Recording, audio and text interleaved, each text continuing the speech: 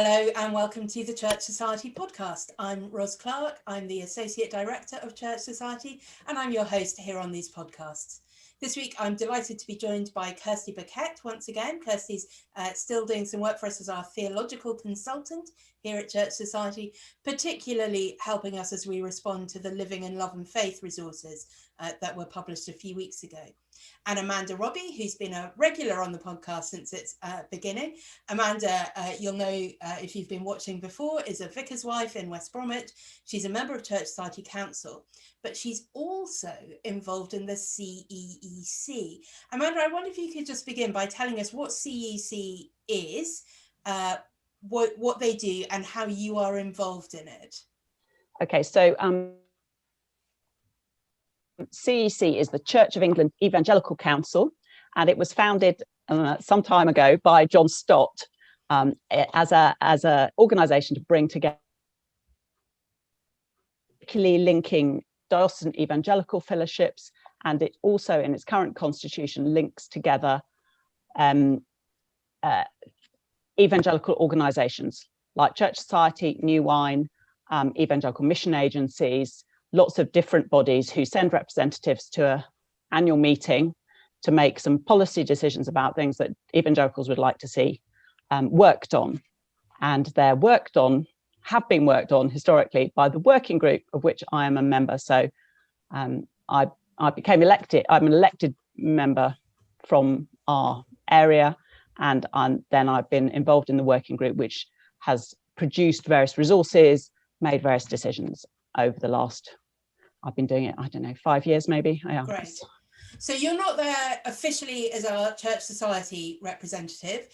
Lee Gatiss is normally part of that, and this past year when Lee was on sabbatical, I went along sort of in his place, although not really with any official capacity. But there are quite a number of other Church Society types who are involved in CEC, like you as a sort of area representative, but also with different roles that they play in the church as well. So it's something that as Church Society we not only support but are actually part of. We are constituent members of CEC. So in the last few months or so, I mean, I know this is obviously a thing that we've been anticipating for a long time and CEC have been thinking about for a long time.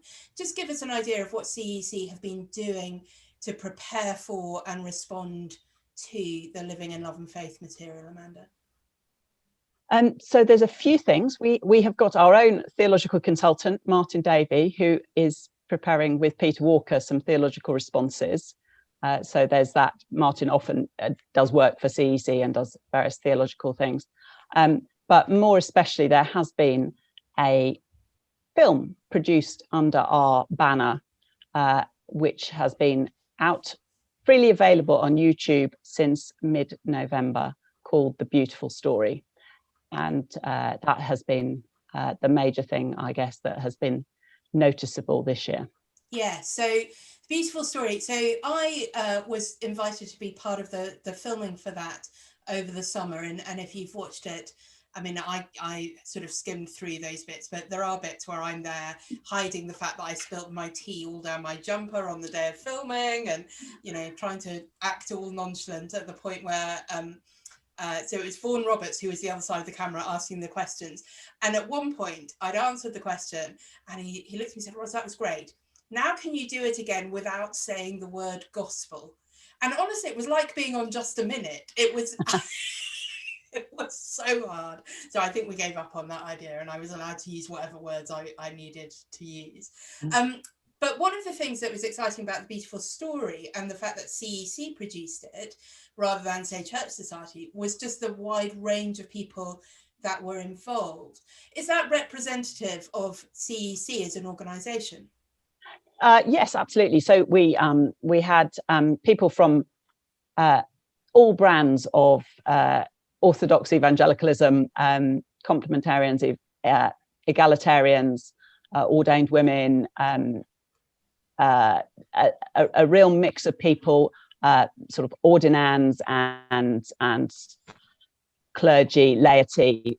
There was a real mix. It was such an encouragement to see, and people who are spread around the country as well, from the north to south. all Yeah, over. I agree. I thought that was really noticeable in the breadth of it. And what were you hoping that the video would do, or who were you hoping would watch it, and what sort of responses did you think it might encourage? Yeah, so the main aim of the video, equip evangelical Anglicans to be confident of the Bible's teaching on sexuality, the sort of overarching story, particularly, rather than the sort of clobber verses that people usually go to have confidence that they're not alone, because often people feel the way the culture is going that they can't speak about a belief that in marriage being only for men and women, or and sex being only for that marriage. So just to give people confidence, and to see their leaders, some of their leaders they would recognize, standing up and being counted as saying that publicly. And yes, it was to encourage evangelicals. I think I was particularly encouraged just to see a number of bishops willing to stand up and say those things so publicly, and I think some of them have taken some criticism for doing so, but have done so really boldly. Kirsty, have you seen the Beautiful Story video? I have, yes. And what did you make of it? Was it the sort of thing that Amanda was suggesting? Did that feel like it was achieving those kind of goals? Absolutely, yes. Yes, I did enjoy it. And I did enjoy seeing the range of people who were involved in it. This is not just a niche extremist kind of view. It is a broad stream biblical view that's being expressed, and one that sadly so many people don't really know about. It's not just because culture itself has moved on from a Christian understanding of life, but so many churches don't really explain what the Bible says, for various reasons. So it was great to see how clearly it was explained by a range of people, and also just the fact that there are different ways of being gay, of being same-sex attracted. It's not just one model of how people feel or how they think. Yes, I agree. I thought that was really nice. Amongst all the sorts of different sorts of diversity, there were people there who were same-sex attracted themselves, people who were single for other reasons, people who married, and it wasn't just one kind of person getting to tell an individual story, but actually to contribute together. Yeah, Amanda. And of course, it is the current teaching and doctrine of the Church of England. Right. What was that's right. This is, as I say, it's not something extreme. It is what the Church of England actually believes and actually teaches and holds to. Yeah, and it is also the teaching that is reflected in some of the LLF materials. Yes, absolutely. So that's what the film was, and that's what it was hoping to achieve. I mean, I think it would be fair to say at CEC you perhaps weren't expecting quite so many millions of views on YouTube. Well, 36,000 to date. Okay, 36,000. But CEC resources don't always get quite that sort of level of engagement, do they? That's a vast understatement, Roz, yeah. So those have not all been positive. What sort of responses has it got? Well, yes. I mean, it has been shown to a number of local fellowships around the country. The response from people there has been overwhelmingly positive and thankful. And, such an encouragement to hear people just saying, this is brilliant. I can use it with my PCC. I can show this to my church. I'm so encouraged to hear this. Thank you. But yes, it sort of went viral in the Church of England. So, 36,000 views is not a huge YouTube viewing, but for anything in the Church of England, it's been viewed a lot more times than the LLF trailer, certainly on YouTube views. Yeah, so people may have seen the LLF trailer on the Church of England website or in other places perhaps that aren't counted, but nonetheless. So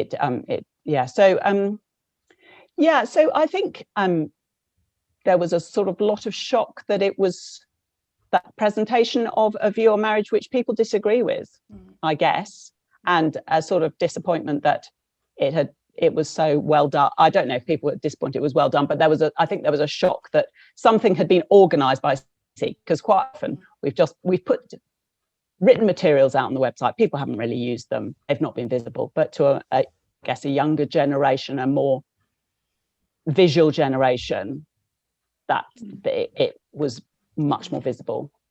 And I wonder if actually, even compared to this time last year, it will have had more of an impact, just because people of other generations as well, and people who have not been used to living on the internet and viewing stuff on the internet, actually are now much more comfortable with that. So, you know, it may have spread much further even than a year ago, perhaps. Yes, I think at CEC we sort of debated when we were going to make it public. It has been sort of privately viewed for quite a while, in order to equip, well, not to derail LLF. That wasn't our reasoning. We wanted to make sure that people were engaged with LLF. We also didn't want to delay the release of the for people to see, so that they didn't feel equipped. So it was a sort of balancing act. And obviously some people think we got that wrong. And yes, I think it's been very difficult because the publication of LLF itself has been delayed, and it, you know, the date at which that was due to come out has been changed a number of times, and I don't think it's particularly been an easy job to work with that changing timeline for anyone. We've seen a number of really quite unpleasant responses, not just to the beautiful story, but to some of the things that we've put out on Church Society blog and our YouTube channel, things that Lee has written particularly, but also a bit about some of the things that Kirsty's written for us, and our previous podcast on the issue. One of the comments I saw quite recently about the beautiful story was that all it shows is that there is a diverse range of bigots in the Church of England. And bigot is certainly a word that I've seen bandied around a lot, most often homophobic bigots, but, you know, of all varieties of bigot, and a lot of very unpleasant language, certainly not a lot of people expressing their views in a way that makes me think they're interested in sitting down, having a conversation, to listen to people of other views and engage with them and hear and reflect on those together. Kirsty, when people are responding in that sort of way, you know, that isn't rational engagement with arguments or even civil discourse with people we disagree, but actually just quite visceral kind of anger expressed quite unpleasantly, how does that make us feel, and how do we respond to that as Christians? What can we, is there a way of engaging at all? Well, as for how does it make us feel, I know how it makes me feel is just horrible. I go home and cry. It's just an awful way to be responded to. And I think, I mean, and it's easy to say something like, well, you're just name calling or something like that. But that doesn't get to what people's visceral anger really is. I mean, what we need to ask is why are people so angry about something that expresses a different viewpoint? And I think part of it is we're not very good in our culture these days of expressing different viewpoints. So much of what's on the media as examples is hostile opposition. I mean, even, you know, the way politicians speak to each other, the way people are interviewed, it's all about finding the emotive, hostile thing to respond. It's very rare to see an example of a genuine, reasonable conversation about different points of view. Part of it, I think, is the social media itself doesn't help in this way. It's interesting. I was reading an article from New Atlantic this morning on the dangers of Facebook. They were talking about the dangers because it's so big and because it's so algorithmic in the way it deals with people. So it doesn't actually promote global understanding and communication, quite the contrary, because people only get fed what the algorithm thinks they ought to get fed. But I also think it doesn't help, and somehow it makes people feel like they're not talking to real people in a way that if you're in a room with someone, you can see the effect that your comments are having on them. And maybe for some people that wouldn't make any difference, but for a lot of people it does. When it's through the electronic means, somehow that just gets lost. Yes. And so people will say things. one of the things I think I do sense quite a lot in this sort of discourse is genuine surprise and shock that some people still think the biblical position is valid and the traditional view should be held on to. And you can see how, if you're living, if you're going to a church where that's what's taught, or it's not taught at all, but also you're part of a social circle, particularly then an online social circle where you're constantly having that message reinforced. And we've seen this, haven't we, with, elections and politics and all sorts, where people assume that they are getting a balanced view of what society thinks, where in fact what they're getting is a very narrow view of what people who agree with them think. And I think you hear people saying this differently, and you're like, how can you? You must be outrageous. You must be the exception. Have you not heard? And yeah, Amanda. Yeah, I was going to say Twitter is not the country, which people learned over Brexit and over the election, and Twitter is definitely not the Church of England. Yes, I think that's we exactly need to right. remember that. Yeah, we certainly do, and that there is still, I mean, there may not be a silent majority, but they may be a majority that we are just not being able to hear, even if they're saying that. And I think some of the sort of responses of despair that I'm seeing, I do wonder how influenced they are by a particular sort of social media view which isn't representative of the church.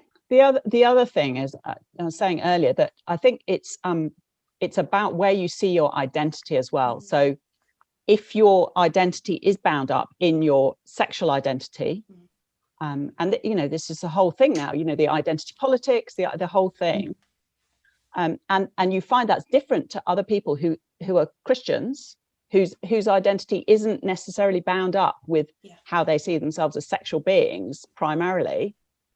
There's this big mismatch, and it's really hard. I've read quite articles and people's tweets, and those responses are not coming out of they're coming out of a place of real hurt and distress, and a complete inability to see someone else who has a different identity. And you can see how if you've had to fight for a particular kind of identity, whether that's to do with your sexuality or your gender or whatever else it might be, how you would feel that even more strongly, that it must be something that people respect and honor and let you have, because you've had to fight for it, because it's been difficult to own that for yourself. And so again, people's responses are going to be very emotional and very strong. I don't think that necessarily means, however, they need to be abusive or ungodly in the way that some people's do. I do also think that people have maybe have a different view of godliness. So the sort of what swearing is, whether it's acceptable to talk coarsely or to speak in that sort of quite rough way. Yes, I think that's probably true. And I think also, again, we bump into, don't we, the nature of the Church of England as an established church. And so people may be identifying themselves as Christian, identifying themselves as part of the Church of England, or even if they're not, but they still feel in some way it's a church they have a right to speak about, to have some kind of stake in or ownership of. And so you do get a broader group wanting to be engaged in that discourse than you might in a different kind of church denomination. If people are feeling very got at, whether online or offline, if they're feeling very under attack, if they're finding it hard to stand up for what they know to be true, when they know it will get these kinds of responses, what might we say to people who are just feeling like it's all too much and they just want to run away and hide? How could we encourage them? Well, if people are feeling really hurt, think about heaven is actually a good thing to do. I mean, Richard Baxter recommended that Christians think about heaven for half an hour every day. It is what puts it into context in all sorts of ways. I mean, we want to be in heaven and we want to be there with as many people as possible, which is why we speak up at all. I mean, we don't want to offend people just for the fun of it. We want people to be there in heaven with us, and if there's anything that might prevent them, we want them to know about it. But also, our sufferings now are nothing to be compared with the joy that we will have there. And that's for anyone. I mean, that's for anyone struggling with problems of identity who feels that it is bigots who are abusing them. I feel so sorry. You know, I wish there was some way that we could just resolve this all peacefully. But people are going to be hurt in all sorts of ways in this world, as much as we try to prevent it. And we need to see it in the context of a bigger story, which, by the way, is also the psychological advice for dealing with any kind of suffering or pain in this world. It's putting it in the context of a bigger story that will give it a more transcendent meaning. Wonderful. I've been reading Tim Chester's Advent devotional, Fixated, along with, I think, many people this Advent.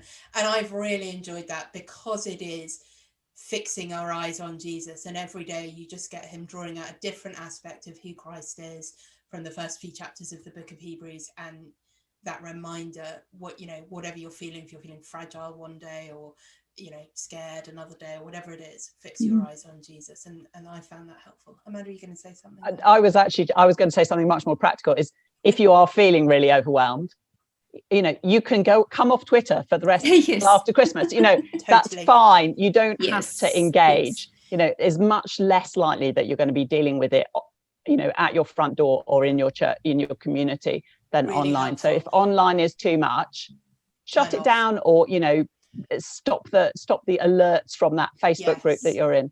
That's definitely absolutely fine. Yes, mute Facebook groups, mute even individual posts if you just like, I don't need to hear any more of that conversation. I muted on my Twitter back in about March words like coronavirus and COVID. And I have to say, I don't think if I had not done that, I don't think I would have got through 2020. You don't have to hear the same news being tweeted into your Twitter stream every 5 minutes and read it again every time. You started an excellent, refreshing Facebook group, didn't you, Rose? Yes, exactly. If anyone would like to be in a Facebook group where mostly what we talk about is beautiful scenery and, lovely things, then it's called Space, and I can let you join that space to be free of all of the awful things that have happened this year. So I think that's right. Building in positive, good things into your life, setting those limits. If you're on Facebook, have an alarm that turns off after 20 minutes or 15 minutes or whatever it is, that you go away and talk to a real person, or put in some control over some of that. Have we seen any encouraging responses, people perhaps that you weren't necessarily expecting to speak out positively, or ways in which people have taken on the material and thought, no, this is a good way of engaging with it, either to the CEC material or to the LLF material itself? Have you come across anything that you thought, that's a really good model, or something to be encouraged? Absolute silence. I have been to several Zoom DEF meetings, and I was very encouraged by one chap who said, he's in a very sort of mixed congregation with people with different views, and he actually felt that the Beautiful could show to his congregation with different views, because it sort of maybe gives them a picture of an orthodox view of marriage and sexuality and so on that they might not have heard before. And I think he felt that it would be easy to show to them. That's great. That's great. And I think sometimes, I do think it's a minister's responsibility to be regularly teaching their congregation about this, because it's something where we do think very differently from the rest of the world at the moment. But it isn't always easy, particularly if you've only been in your church for a little while, if they've not had that sort of teaching before. And sometimes to use material that other people have produced can just help make that a little bit easier. And I hope that some of the Church Society resources that we're producing, this teaching series, You Are Not Your Own, Kirsty, I think you're involved in that as well, and I'm doing one, and other members of our staff. Again, one of our goals with that is to help either ministers who want to prepare a series but don't want to have to start from scratch, give them an idea of what they might include, but also in churches where people think, I can't do that, but maybe I could show 2 or 3 of those little short 4 or 5 minute videos to my PCC or a smaller group or whatever. To give people easier ways of doing some of that work. And it is interesting the impact that video has, and maybe it is part of seeing people as well as, you know, just hearing or just looking at a text. That it does inform people's kind of world of what is a real voice in the world, of what are the real options. Actually seeing real people, that's I think that's the only way we can kind of reduce this shock value of I had no idea people still thought that. Well, you know, real people do, and they're ordinary people like you. They're not monsters who want to persecute people. So no, I agree, and I think that's one reason why I'm encouraged that as far as I can tell, most dioceses have said, let's try and wait until we're able to have these groups in person before we start having discussions. I don't think that's happening everywhere, but I think a lot have said these will be much better conversations if people can be physically in the same room. And I think that's exactly right. It's much harder to shout loudly and rudely about a particular viewpoint if there's a nice little 70-year-old woman sitting in your group with her knitting saying, well, that's what I think. You know, you have to at least be polite to her, even if you do disagree with her. So I think that the whole lockdown experience and so on has been such a reminder that when we're not physically present with each other, that disconnect happens more and more, and online, you know, online text is even more distant. And I think if I don't know what we're doing, it's not. I don't think it's been announced. I don't think it's been announced either. What would we love to see by way of response from evangelicals, but also from others? What would we love to see? You know, the materials are out there, the courses there, the books, the podcasts, the videos. What sort of attitude and ways of approaching that might be most positive and most helpful, do you think? If you were advising a bishop what to do in their diocese, maybe. Well, I mean, I think, you know, LLF actually, one of the things I think it does well is that it's very keen on people listening well and engaging well. And I think I heard Ed Shaw use the phrase better mannered conversations, well-mannered conversations. And that's what we want to be able to do. We want to be able to sit and have listen to people and hear their stories, of course, but also to have them listen to us. And I think, I mean, it must be exhausting if you're LGBT or you're same-sex attracted. Your story is being asked all the time because they're a small minority and they're always being asked. So I can understand it's exhausting to be telling this again, but I guess that is part of the sort of burden of that. I don't know quite how to say, but I would love to hear those stories. And I think we just all need to be good at listening, slow to speak, quick to listen, slow to speak, and slow to become angry. Yes. Well, that would be a good thing for us all to be aiming for in the next year, wouldn't it? I don't know, Kirsty, whether you have any thoughts on what would be good and encouraging ways to see people responding to or reacting to the material.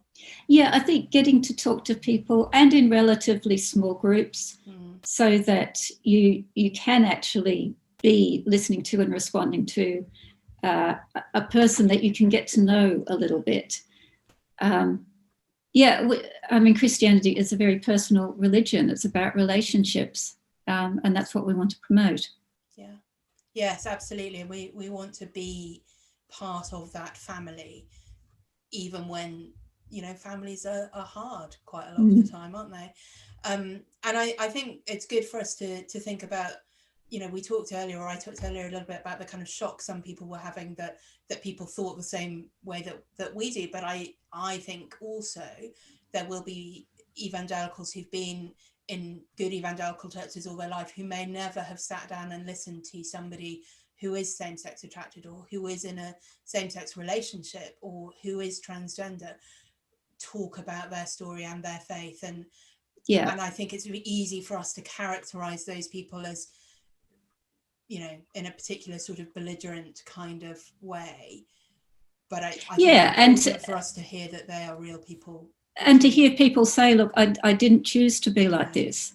Yeah. This is not a political statement I'm making. Yeah. This is the way I am. I think that can be really helpful too. Yeah, and I genuinely am trying to honour the Lord with my life as best I can, but this is how I've understood he's calling me to do that. And you know, we may think they are mistaken in that, but to hear that as a genuine sense of seeking, I'm certain is true in very many cases.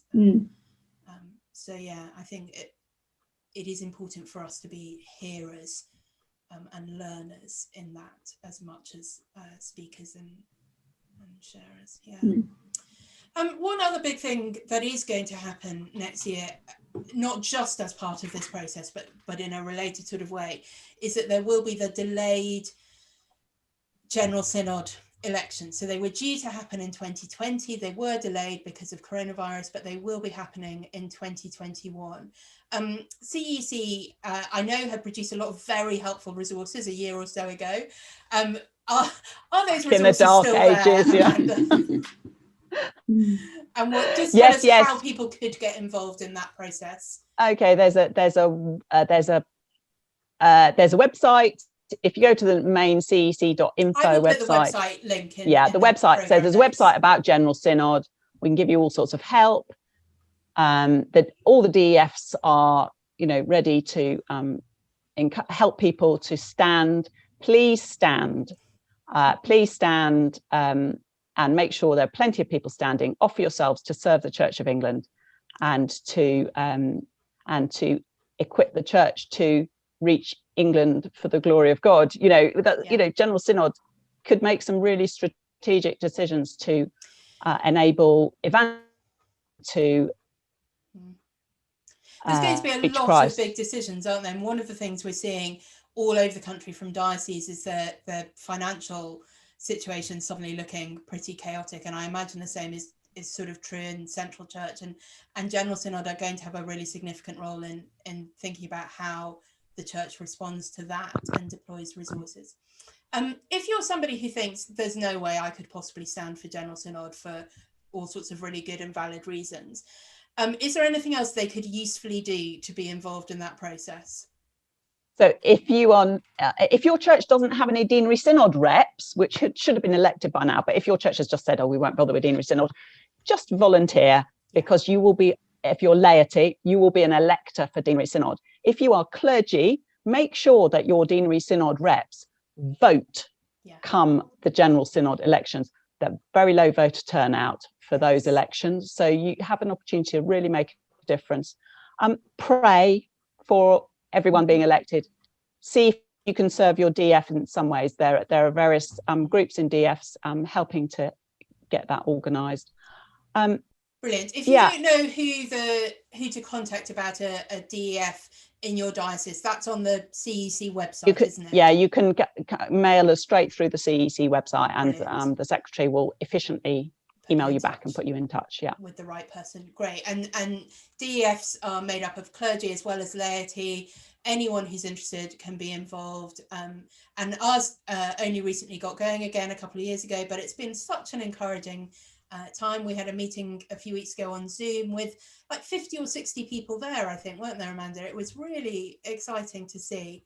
It's just great, you know, we're a very dispersed diocese, and it was just great to see people from sort of all these little places round about, tiny villages, that Christian believers there. It's just, it's great. So it's really worthwhile thing to do, and definitely make sure, if you're not sure, talk to your vicar. Have we filled our complete complement that we're allowed of deanery synod reps? You don't have to ever even go to a deanery synod meeting, but if you stand as a rep, then you will be, as Amanda says, in a position to vote for general synod reps. If you're a vicar, make sure your paperwork is filed and your deanery synod reps are registered. Yes. These are mistakes that have been made in the past. Yeah, absolutely. Get on all the paperwork. And as Amanda says, remember to actually vote. And if you're not sure who to vote for, again, talk to your DEF and they'll be able to give you some help on who will be a good person to represent your views in General Synod. So lots that we don't know about what's going to happen next year. Lots to pray for. Lots to pray for that we will continue to model as graciously as we can the gospel in our manner, as much as in our words, as we engage with all of these different things. Thank you both for all the work that you are doing for Church Society and in other contexts, and no doubt we will look forward to welcoming you back on the podcast in the not too distant future. Happy Christmas, everyone else. Thank you. And to you. Merry Christmas. Merry Christmas. I used to be much better at planning what I was going to say at the end, and now I always forget. So I get there and I'm like, oh, I'm sure there's all sorts of notices I should give.